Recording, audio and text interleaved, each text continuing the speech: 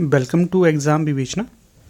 तो आज की जो वीडियो का हमारा पहला प्रश्न है, तो इसमें पूछा गया है निम्नलिखित वाक्य में मोटे छपे शब्द की शुद्धि वर्तनी अर्थात शुद्ध वर्तनी का चयन करना है कि कौन सी शुद्ध है।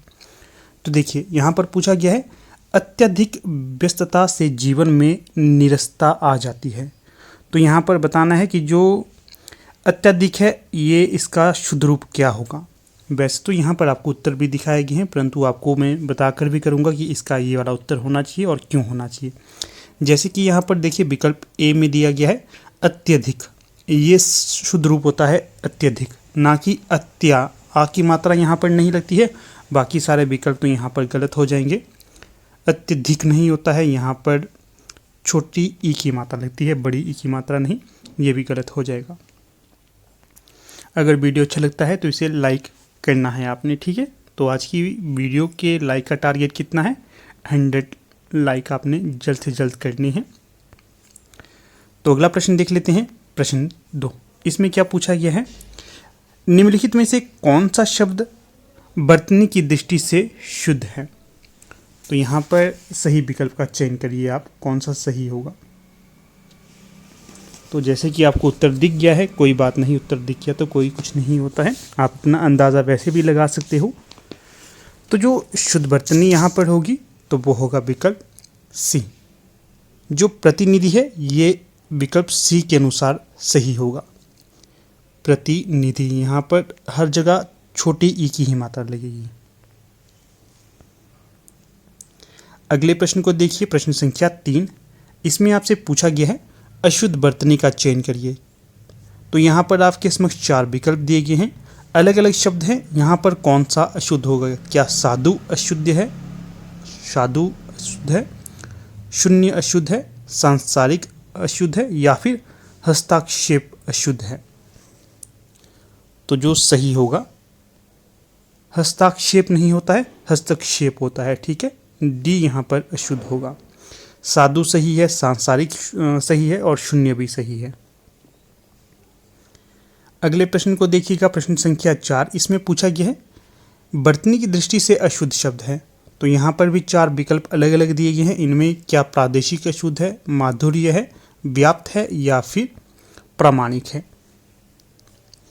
तो जो चौथे का सही विकल्प होगा, प्रामाणिक नहीं होता है, प्रामाणिक होता है। क्या प्रामाणिक होता है। बाकी प्रादेशिक सही होगा, माधुर्य भी सही है और व्याप्त भी सही है।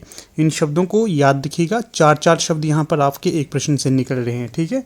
याद रखोगे तो भविष्य में ये काम आएंगे आपको। जैसे कि आप सभी को पता है, चाहे आप पीजीटी की परीक्षा लीजिए, चाहे आप एलटी की परीक्षा लीजिए, चाहे कोई भी कमीशन क्यों ना हो, पुलिस हो, पटवारी हो, ये प्रश्न आने ही हैं आपको। तो हर एक परीक्षा के लिए आपके लिए महत्वपूर्ण साबित होंगे। तो इन चीज़ों को ध्यान में रखकर आप तैयारी करिएगा।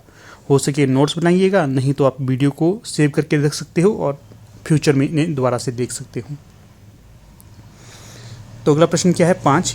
इसमें क्या पूछा गया है, कौन सा शब्द शुद्ध है। तो यहाँ पर बताना है आपने 46 का कौन सा शब्द शुद्ध होगा, 46 किस तरह लिखा जाता है। तो 5वें का जो सही विकल्प होगा 46, जो हमारा 46 होता है ये किस तरह से लिखा जाता है, ये लिखा जाता है 46। विकल्प ए यहाँ सही होगा, ठीक है, ये रूप सही होगा यहाँ। और साथ में देखिए जितने भी प्रश्न आपके साथ डिस्कस किए जा रहे हैं ये पहले किसी न किसी परीक्षा में पूछे गए हैं, इसलिए आपके समक्ष इन्हें लाया हूँ। अगला जो प्रश्न है 6, निम्न में वर्तनी की दृष्टि से शुद्ध शब्द है। तो कौन सा यहाँ पर शुद्ध होगा एक, तो जो शुद्ध रहेगा यहाँ पर पूज्य गलत है, प्राण होता है, परीक्षण ये भी गलत है, इसमें बड़ी ई की मात्रा लगनी थी, परीक्षा यहाँ पर सही होगा, डी सही है यहाँ पर। अगला प्रश्न देखिएगा, यहाँ पर भी पूछा गया है प्रधानमंत्री के भाषण की श्रुति लिपि उसने उसी समय ले ली। तो श्रुति लिपि कैसे लिखी जाती है ये यहाँ पर पूछा गया है। तो देखिए श्रुति लिपि ये तो गलत हो गया, ये रूप श्रुति लिपि का नहीं होता है, तो होता है श्रुत लिपि। क्या होता है, श्रुति नहीं, श्रुत लिपि। श्रुत अर्थात जो सुना वो उस टाइम लिख लिया, तो ये सही होगा विकल्प डी 7वें का। अगला प्रश्न 8। इसमें क्या पूछा गया है, शुद्ध वर्तनी का चयन करिए। यहाँ पर भी ऊपर लिखित कैसे लिखा जाता है, तो जो ऊपर लिखित लिखा जाता है विकल्प डी के अनुसार, ऊपर लिखित इस प्रकार से, ऊपर लिखित ये होगा सही 8वें का। यहाँ पर तो आपको जब उत्तर बता रहा हूँ तो इजी लग रहे होंगे, जब परीक्षा हॉल में आप बैठते हो, जब इस तरह के सारे विकल्प आते हैं फिर आप कंफ्यूज होते हैं कि कौन सा सही होगा। ठीक है, तो ध्यान में रखकर आपने शब्दों का देखना है कि क्या ये सही रूप है, किस तरह से इसे लिखा जाता है, भविष्य में क्या आपको ऐसे प्रश्न आ सकते हैं, तो ये सोचकर आपने तैयारी करनी है। तो अगला प्रश्न है 9। इसमें क्या पूछा गया है, शुद्ध वर्तनी वाला शब्द छांटिए। तो यहाँ पर देखिए विकल्प परीक्षा है, विकल्प ए में थोड़ा सा आपको ब्लर दिखाई दे रहा होगा यहाँ पर, विकल्प 2 में है मुमूर्षु, विकल्प सी में भी मुमूर्षु है और विकल्प डी में है परीक्षा। कौन सा शुद्ध वर्तनी वाला यहाँ पर शब्द होगा, परीक्षा। परीक्षा हमने ऊपर ही देखा था, परीक्षा में बड़ी ई की मात्रा लगती है। फिर जो परीक्षा ये तो नहीं बनता है किसी भी तरह से शुद्ध। मुमूर्षु बी और सी में सही यहाँ पर कौन सा होगा, तो ये होगा विकल्प बी। जो मुमूर्षु है ये विकल्प बी के तरह लिखा जाता है, मैं यहाँ पर लिख कर दिखा देता हूँ आपको, मुमूर्षु।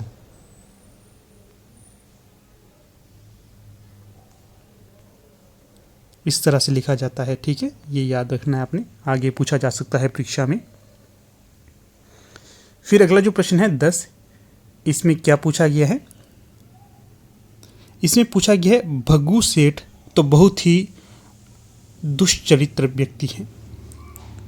तो यहाँ पर बताना है जो दुष्चरित्र है ये कैसे लिखा जाता है, क्या जो यहाँ पर लिखा गया है ये दुष्चरित्र ये सही है, तो ये जो दुष्चरित्र होता है ये लिखा जाएगा इस प्रकार से, दुष्चरित्र, ये सही और शुद्ध रूप होगा। अगला प्रश्न देखिएगा, शुद्ध वर्तनी का चयन यहाँ पर भी करना है, दिख गया आपको उत्तर, कोई बात नहीं। तो यहाँ पर जो शुद्ध रूप होगा 11 की, तो ये होगा आपका ऋषि, ऐसे लिखा जाता है ऋषि। कई ऋषि ये मान लेते हैं, कई ये मान लेते हैं, कई ये मान लेते हैं, परंतु शुद्ध रूप है ये वाला ऋषि। अगला प्रश्न है, यहाँ पर भी शुद्ध वर्तनी का चयन करना है, तो 12 में जो सही हो जाएगा तो वो हो जाएगा आपका श्रृंगार। श्रृंगार ये रूप होता है श्रृंगार का सही। ठीक है, कई बार हम गलत श्रृंगार का चयन कर लेते हैं, कई बार हम सोचते हैं कि ये जो श्रृंगार है इस तरह से लिखा जाता है, श्रृंगार का रूप ये गलत है, ये वाला सही है, ये गलत है, ये सही है, ये ध्यान रखना है।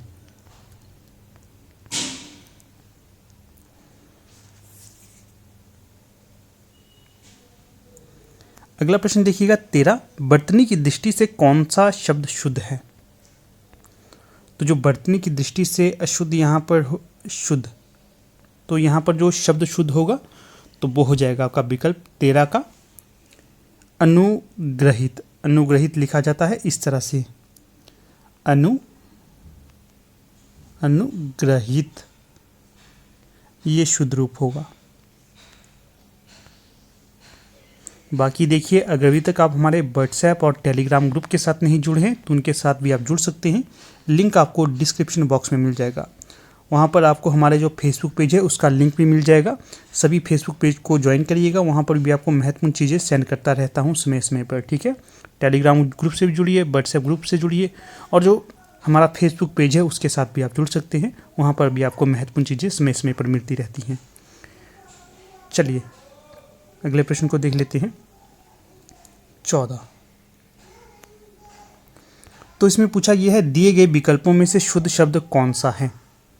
तो जो 14 का सही विकल्प हो जाएगा, दिए गए विकल्पों में से जो शुद्ध शब्द है तो ये होगा आपका विकल्प डी, पृथक। इस प्रकार से लिखा जाता है विकल्प डी के अनुसार, 14 का सही विकल्प डी होगा।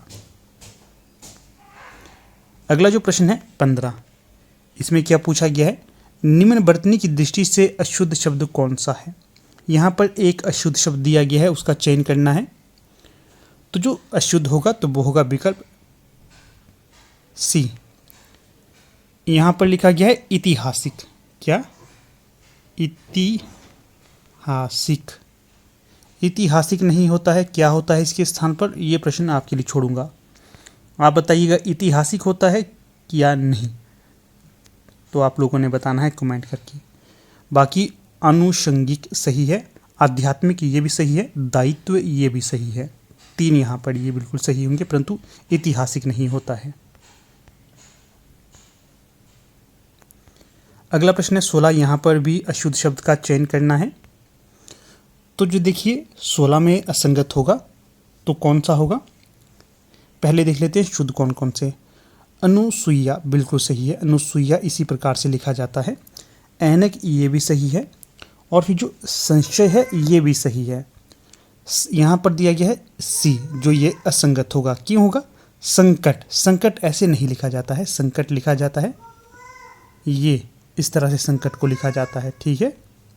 ये शुद्ध रूप होगा आपका, सी शुद्ध नहीं होगा। अगला यहाँ पर 17 में सही विकल्प बताना है कि कौन सा सही वर्तनी के रूप में है। तो 17 का जो सही विकल्प होगा तो वो होगा षट, क्या है, षष्ठ, षष्ठ इस प्रकार से, षष्टम नहीं होगा, षष्ठ ये वाला षष्टम ये भी नहीं होगा, ये षष्ठ ये भी नहीं होगा, षष्ठ ये जो विकल्प है ये सही होगा, षष्ठ ये इस तरह से ये जो रूप है ये सही होगा आपका।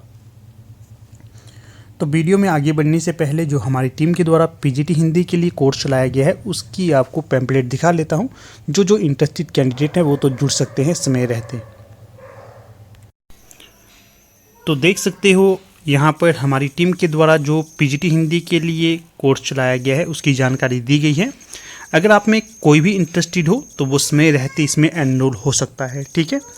जो हमारा पीजीटी हिंदी का बैच है जो दिसंबर तक इसमें प्राइजेज में डिस्काउंट कर दिया गया है, दिसंबर 2023 तक। इसके पश्चात इसके प्राइजेज इंक्रीज़ हो जाएंगे। कोई भी अगर आप में से आपका नियर डियर या फिर आप स्वयं हो अगर तैयारी करना चाहते हो तो ये हमारा व्हाट्सएप नंबर दिया गया है 8219312129। इस पर आप व्हाट्सएप कर सकते हैं और इससे संबंधित कोई भी जानकारी चाहिए तो आप ले सकते हो। यहाँ पर देखिए आपको बता देता हूँ कि जो इसमें क्या क्या आपको स्टडी करवाया जाएगा। सेकंड पेपर जो है हमारा हिंदी साहित्य का ये तो आपको पूरा करवाया जाएगा, ठीक है। जो इसके साथ ही जो फर्स्ट पेपर में हिंदी के 10 क्वेश्चन आएंगे वो भी आपको करवाया जाएगा, ठीक है। टोटल 110 क्वेश्चन हम आपको अपनी इस कोर्स में करवाएंगे, ठीक है। इससे अधिक जानकारी चाहते हैं तो यहाँ पर लिखा गया है, आप इसे भी पढ़ सकते हो या फिर जो हमारे से व्हाट्सएप करके कॉन्टैक्ट कर सकते हो, ठीक है। तो चलिए चलते हैं अब अपने क्वेश्चन की तरफ। तो प्रश्न संख्या है यहाँ पर 18। इसमें पूछा गया है किस शब्द की वर्तनी शुद्ध है। तो 4 विकल्प दिए गए हैं, इनमें से एक सही है बाकी 3 गलत होंगे, तो वो बताना है कि एक कौन सा सही है। तो जो सही विकल्प हो जाएगा तो वो होगा विकल्प डी, जो ब्रज भाषा है ये वाला रूप सही है। पृष्ठ होता है ये भी असंगत है, पर्याप्त ये भी असंगत है, प्रदर्शनी ये भी गलत लिखा गया है। अगले प्रश्न को देखिए 19। इसमें आपसे पूछा गया है निम्नलिखित शब्दों में से कौन सा शब्द शुद्ध है। तो यहाँ पर भी एक शुद्ध होगा। ये कई बार मैंने आपको परीक्षा कवित्री के बारे में बताया है कि कैसे ये लिखा जाता है, कई बार बताया था, ध्यान से देखा होता तो आज ये सही कर लेंगे आप। तो जो शुद्ध रूप होता है कवित्री का तो वो होता है विकल्प बी के अनुसार कवइत्री होता है, बी सही विकल्प होगा। अगला जो प्रश्न है यहाँ पर ये है आपका 20। इसमें आपसे पूछा गया है निम्नलिखित में से शुद्ध वर्तनी वाला शब्द छांटिए। तो यहाँ पर जो शुद्ध वर्तनी वाला है अध्ययन बताना है आपने कि किस प्रकार से अध्ययन लिखा जाता है। तो ये देखिए अध्ययन लिखा जाता है विकल्प सी के अनुरूप, सी सही होगा यहाँ। अगला जो प्रश्न है 21। इसमें क्या पूछा गया है आपसे, तो पूछा गया है शुद्ध वर्तनी वाला शब्द कौन सा है। तो 21 का जो सही विकल्प होगा तो वो होगा उत्तरदायी, विकल्प बी के अनुसार लिखा जाता है। उत्तरदायी ये है, उत्तरदायी ये भी नहीं है, ये भी नहीं है, विकल्प बी के अनुसार उत्तरदायी का सही विकल्प होगा। अगला जो प्रश्न है ये भी देखिए रिपीट हुआ है, कवित्री किस प्रकार से लिखा जाता है। जो ऊपर बताया मैंने कौन सा रूप सही है तो ये है आपका विकल्प बी। अगला प्रश्न है निम्न वर्तनी की दृष्टि से शुद्ध शब्द कौन सा है। तो जो शुद्ध शब्द है तो वो ये होगा आपका विकल्प कौन सा, ये होगा आपका अध्ययन। ये शुद्ध है, ऊपर ही हमने इसे देखा था, बाकी ये तीनों गलत हो जाएंगे विकल्प।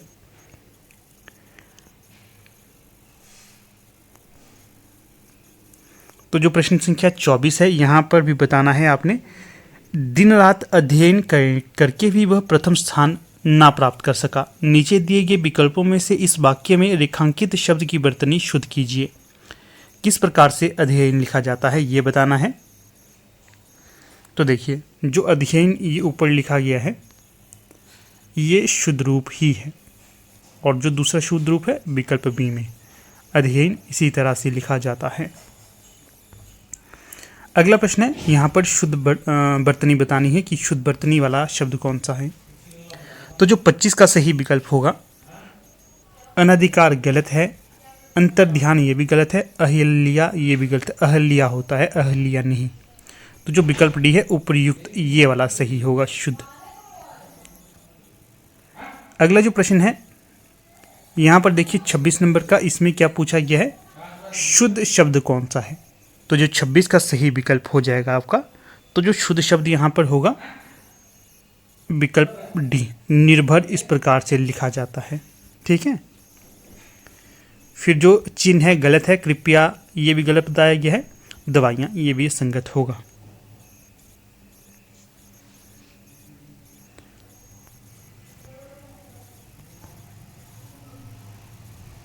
अगला प्रश्न है 27, इसमें क्या पूछा गया है आपसे, यहाँ पर भी अशुद्ध वर्तनी वाला बताना है कि कौन सा अशुद्ध वर्तनी वाला है शब्द। तो जो 27 का सही विकल्प हो जाएगा तो वो होगा आपका विकल्प बी, भास्कर नहीं भास्कर होता है, क्या भास्कर, ये गलत होगा। बाकी शोचनी सही है, ज्योत्सना ये भी सही है, 92 ये भी सही है। ये सारे के सारे इंपॉर्टेंट है, ध्यान रखना इनका। ज्योत्सना भी पूछा जाता है, 92 भी पूछा जाता है, भास्कर भी पूछा जाता है।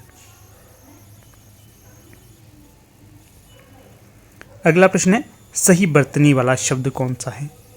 तो यहाँ पर जो सही वर्तनी वाला होगा 28, सही विकल्प बी है, शुश्रूषा। थोड़ा प्रोनाउंस अपने हिसाब से भी कर सकते हो, ये वाला रूप सही होगा यहाँ। फिर अगला प्रश्न देखिए 29, उत्तर दिख गया आपको, कोई बात नहीं। शुद्ध वर्तनी वाला शब्द कौन सा है।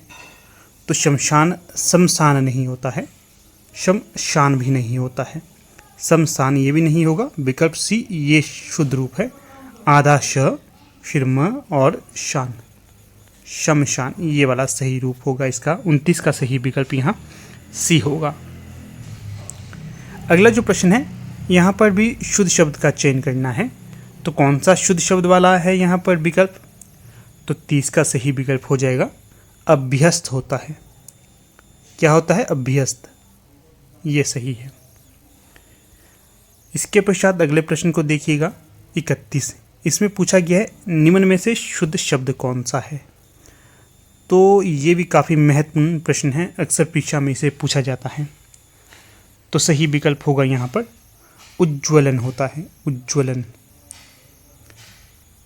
आपको ये भी प्रश्न कई बार पूछा जाता है, उज्ज्वल कैसे लिखा जाता है, उज्ज्वल, उज्ज्वल का ये सही होगा। ये तो उज्ज्वलन है, उज्ज्वल पूछा जाएगा तो ये वाला रूप सही होगा इसका। इसके पश्चात अगला प्रश्न है 32, इसमें पूछा गया है निम्नलिखित शब्दों में से शुद्ध शब्द पहचानिए। तो जो यहाँ पर शुद्ध शब्द होगा तो वो होगा आपका विकल्प बी, आजीविका। आशीर्वाद ये बताइए आप सही है या गलत है, 32 का भी उत्तर आपने बताना है।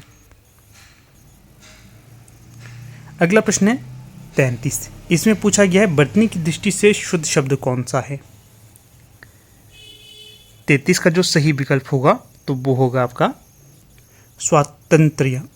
क्या ये सही है, नहीं, स्वातंत्र्य ये भी सही नहीं है, ये भी सही नहीं है, स्वातंत्र्य होता है विकल्प बी के अनुरूप, बी सही। अगला जो प्रश्न है 34, इसमें क्या, फिर अगला प्रश्न है 34, मानव मात्र को गीता के महात्म्य से परिचित होना अनिवार्य है, रेखांकित शब्द को शुद्ध करें। तो यहाँ पर जो इसका शुद्ध रूप होगा तो वो होगा आपका विकल्प बी के अनुरूप महात्म्य। यहाँ पर त पूरा लगाया गया है, त नहीं होगा पूरा, त और म दोनों अधूरे होंगे, आधे होंगे, तो सही रूप होगा महात्म्य। अगला प्रश्न देखिएगा, आजकल अनुशासन के अभाव में विद्यार्थियों में उच्च श्रृंखलता आती है, रेखांकित शब्द को शुद्ध करें। तो जो सही विकल्प होगा यहाँ पर 35 का, तो वो होगा आपका क्या, विकल्प ए, बी, सी या डी, इनमें से कौन सा सही होगा? तो वो होगा आपका विकल्प सी, उच्च श्रृंखलता विकल्प सी के अनुरूप लिखी जाती है। फिर अगला प्रश्न है यहाँ पर, शुद्ध शब्द कौन सा है? तो जो 36 का सही विकल्प होगा बड़ा सा, ये होगा आपका शुद्ध रूप 36 का, ये सही है।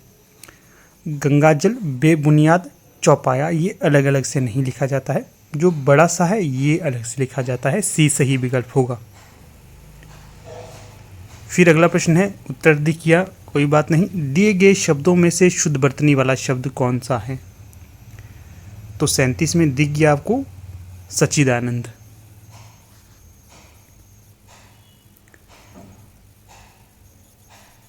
इसका उत्तर भी दिख गया। निम्नलिखित में से कौन सी व्याकरण और वर्तनी से शुद्ध शब्द कहलाएगा? तो ये है मानक भाषा, ये शुद्ध होगा। साहित्यिक भाषा नहीं होता, प्रांजल भाषा नहीं, व्याकरणिक भाषा ये भी गलत लिखा गया, परंतु जो मानक भाषा है ये सही होगा। तो देखिए दोस्तों, कुछ इस प्रकार से आज का ये हमारा लेक्चर था। मुझे पूर्ण आशा है कि यह वर्तनी के आधार पर आपके लिए बहुत महत्वपूर्ण लेक्चर साबित हुआ होगा। यहाँ से आपको एक आधार मिल जाएगा किस प्रकार से आपने शब्दों का चयन करना है, किस प्रकार से परीक्षा में आपसे प्रश्न बन सकते हैं, और जो इम्पॉर्टेंट तथ्य मैंने यहाँ पर बताए तो उनको भी आप नोट कर लेना।